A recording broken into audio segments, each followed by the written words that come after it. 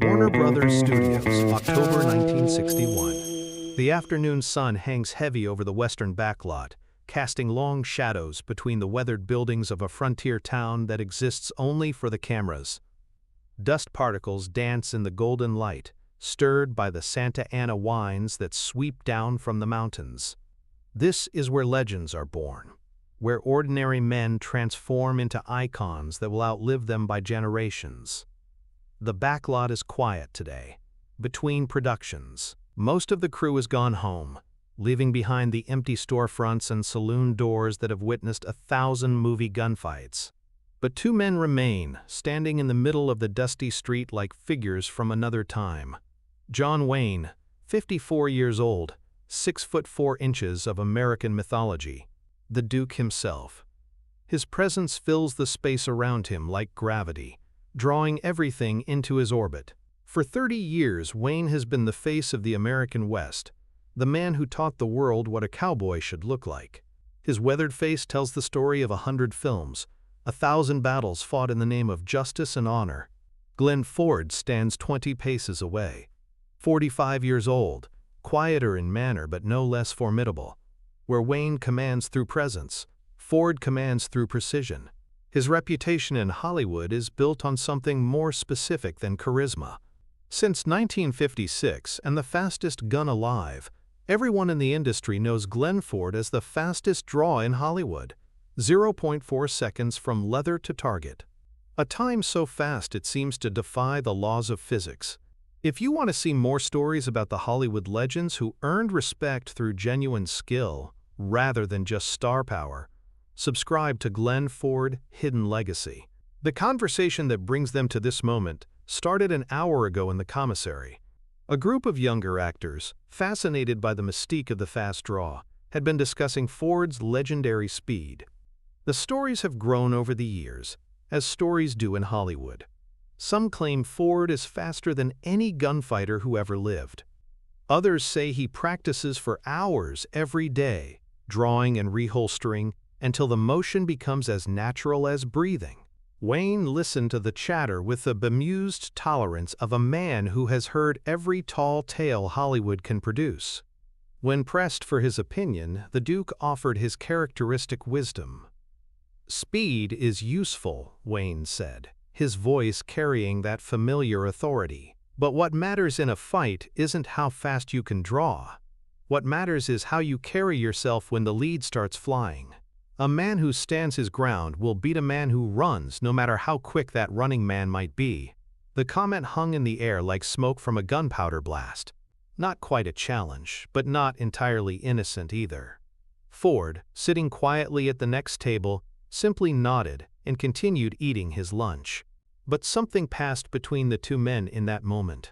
A recognition, a measuring, which is how they find themselves here, in the empty backlot, with the late afternoon sun painting everything the color of old gold. "Glenn," Wayne says, tipping his hat with casual respect, "heard you might be willing to show an old cowpoke what real speed looks like." Ford adjusts his gun belt, a simple movement that somehow carries weight. The leather holster on his right hip is worn smooth from years of practice, shaped perfectly to his body. The Colt single-action army inside sits with the casual readiness of a coiled snake. "Happy to, Duke," Ford replies. "Though I suspect you've seen plenty of real speed in your time." Wayne chuckles, a sound like distant thunder. "Different kind of speed, maybe? The speed that comes when you know there's no choice but to fight. But what you do, that's something else entirely. That's art." Ford walks to the center of the street, his boots raising small clouds of dust with each step. There's nothing hurried about his movement, nothing that suggests the incredible speed that lies dormant in his right hand. To a casual observer, he looks like any other middle-aged actor walking across a movie set.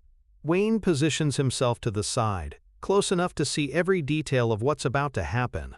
He's witnessed countless stage gunfights over the years, choreographed battles designed to look dangerous without actually risking anyone's safety. But this is different. This is a master craftsman preparing to demonstrate the pinnacle of his skill. Ford stops walking and turns to face an imaginary opponent down the street. His stance is natural, relaxed, feet slightly apart, right hand hanging loose at his side. There's no tension in his body, no obvious preparation for what's coming. He might be waiting for a bus rather than preparing to draw a weapon faster than the human eye can follow. "You ready, Duke?" Ford asks without turning around. Wayne checks the stopwatch in his hand, a precise Swiss timepiece he borrowed from the prop department. "Ready when you are, Glenn." The silence that follows is profound. Even the wind seems to pause, as if nature itself wants to witness this moment. Wayne's thumb hovers over the stopwatch button, waiting for the signal. Ford's breathing slows and deepens. His eyes focus on a point far down the empty street, seeing something only he can see. In his mind, the pretend gunfight becomes real. The imaginary opponent takes shape, becomes dangerous, becomes deadly. Ford's body responds to the fantasy with deadly seriousness. "Now," Ford says quietly. His hand moves. Wayne's finger stabs down on the stopwatch button, but even the Duke, with his experienced eye and quick reflexes, almost misses the beginning of the draw. Ford's hand doesn't seem to move so much as teleport from his side to his gun grip. The Colt clears leather in a motion so smooth and economical that it appears to happen without effort. One moment the gun rests in its holster. The next moment it's pointed down the street, hammer-cocked, ready to deliver death at 700 feet per second. There's no flash of metal in the sunlight, no dramatic sweep of arm and wrist. The weapon simply materializes in Ford's hand like magic. Wayne's thumb hits the stopwatch stop button a split second later. He stares at the face of the timepiece, blinks, and checks it again. "Jesus Christ, Glenn," Wayne whispers, his voice carrying genuine awe. Ford holsters the Colt with the same fluid efficiency, the gun sliding home, like it was never meant to be anywhere else. He turns to face Wayne, his expression calm and unchanged, as if he's just demonstrated how to tie a shoelace rather than how to kill a man in less time than it takes to blink. "What did you get, Duke?" Ford asks.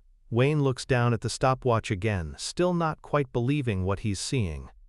0.4 seconds exactly, from first movement to full draw.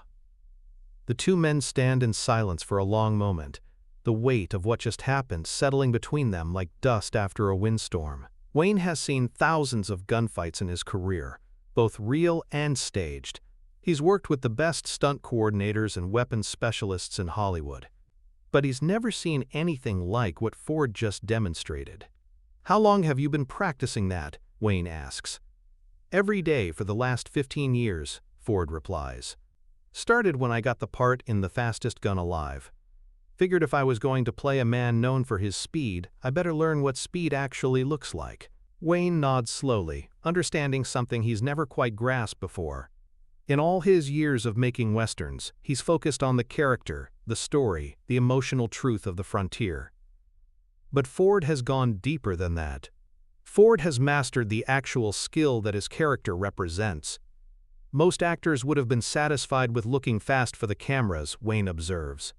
"You went and became the real thing." Ford shrugs, a modest gesture that somehow makes his achievement seem even more impressive. Seemed like the honest thing to do. If a man's going to pretend to be something, he ought to understand what that something really is.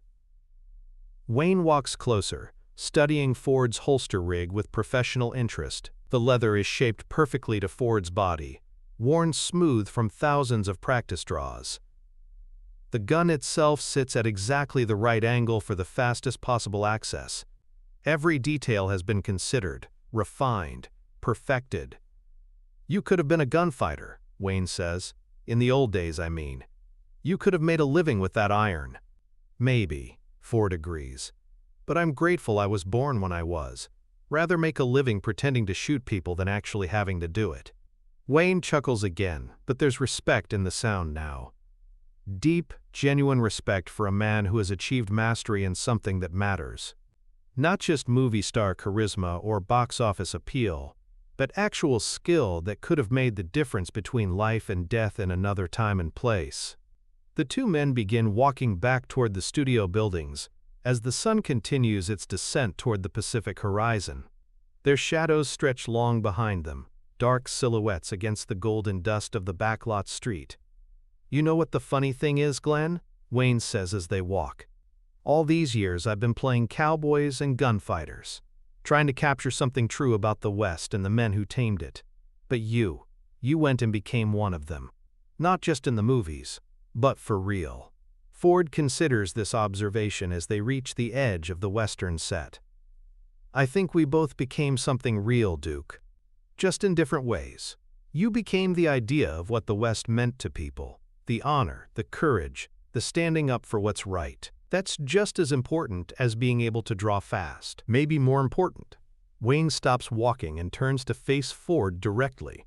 When the Duke speaks again, his voice carries the full weight of his authority, the accumulated respect of 3 decades in Hollywood.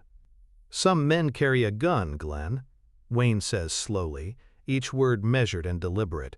"But you were born with one." The compliment hangs between them like a blessing, the kind of recognition that one master gives to another when excellence cannot be denied. Ford accepts it with a simple nod, understanding that he's just received something more valuable than any award or accolade. As they walk back to their cars in the gathering twilight, both men know they've shared something special. Not just a demonstration of skill, but a moment of mutual recognition between two professionals who understand what it means to pursue excellence without compromise. The story of Ford's demonstration spreads through Hollywood over the following weeks, told and retold in the bars and commissaries where industry professionals gather after hours. The details become legend, the legend becomes myth, but Wayne never tells the story himself. That's not his way. Some moments are too perfect to cheapen with casual repetition.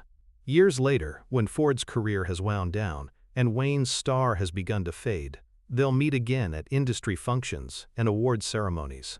They'll exchange polite conversation about current projects and mutual friends. But they'll both remember that afternoon on the Warner Brothers backlot, when genuine skill met genuine respect under the California sun. Ford's gun, the same Colt single-action army that cleared leather in 0.4 seconds, eventually finds its way into a private collection. The holster hangs beside it, shaped by years of practice to fit Ford's body perfectly. Collectors who see it marvel at the craftsmanship, but they can't truly understand what they're looking at. They're seeing the tools of mastery, the physical evidence of a man who refused to settle for the illusion of skill when he could possess the reality instead. The backlot itself changes over the years, torn down and rebuilt to accommodate new productions and changing tastes. But the spot where Ford and Wayne stood that day remains, unmarked but somehow sacred. A place where two legends met and recognized each other for what they truly were. Wayne never forgot the lesson he learned that afternoon. In his later films, when he had to wear a gun, he carried himself differently. Not with Ford's technical precision, but with a deeper understanding of what that precision represented. The knowledge that behind every great performance lies the foundation of genuine skill, genuine understanding, genuine respect for the craft. For more stories about the Hollywood legends who earned their respect through dedication to excellence, subscribe to Glenn Ford Hidden Legacy. These are the moments that defined an era.